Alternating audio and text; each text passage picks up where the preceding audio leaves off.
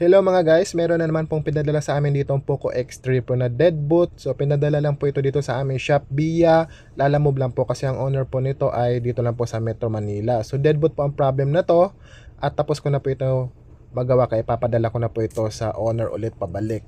So ang ginawa ko lang po dito ay rebuilding CPU and RAM. Meron po ako nitong tutorial sa pagre-repair ng Poco X3 po at naka-upload po sa aking YouTube channel na Gadget Site.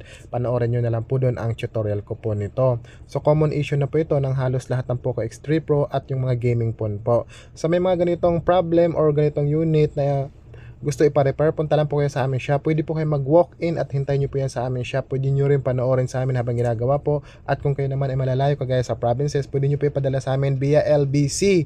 PM lang po kayo sa aming Facebook page at magbibigay po kami ng complete details. At pwede nyo rin ipadala sa amin via Lalamove kung kayo ay tinatamad pumunta sa shop or Metro Manila lang po kayo. So yun lang po mga ma'am sir, Poco X3 Pro deadboot problem